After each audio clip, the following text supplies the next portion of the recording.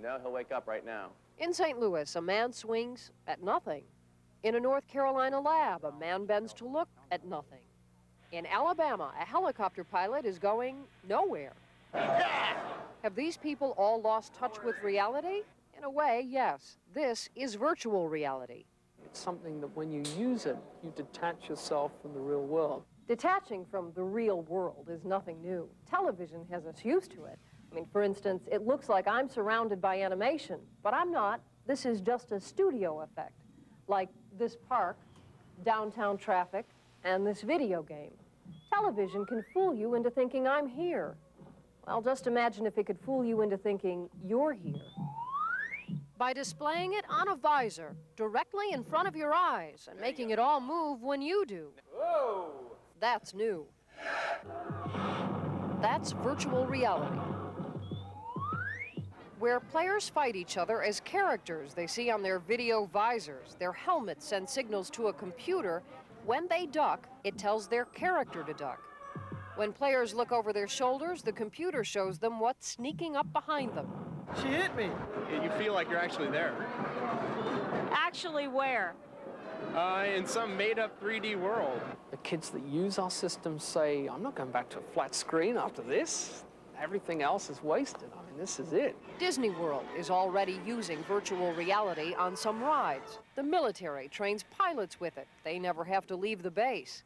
But there is a lot more on the way. And I can also slide up real close to kind of see exactly what's going on. In a University of North Carolina lab, they're virtually flying around molecules and atoms these days. And this is as close as anybody's ever going to get to seeing and touching an atom. They're also working on virtual ultrasound to watch a baby in the womb from every angle and ways to target tumors neatly with virtual reality.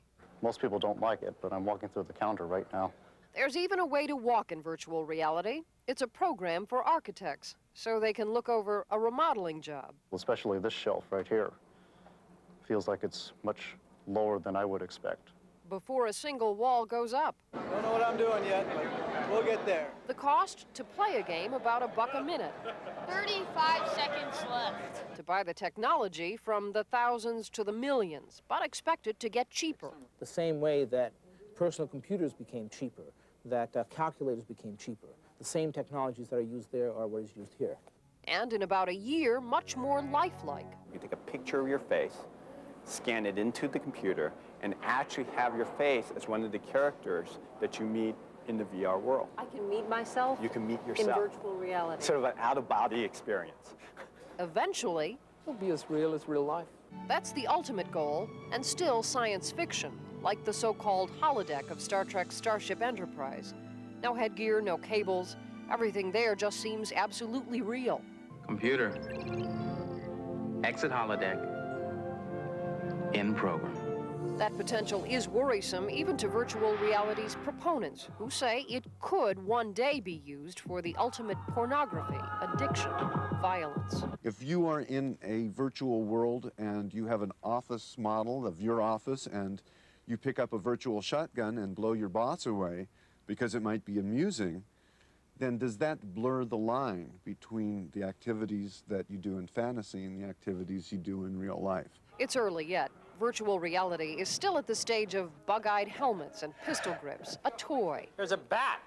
A limited tool, with plenty of people anxious to find out just how far they can push those limits. Yeah, there's no one better. No one better. Erin Hayes, CBS News, Atlanta.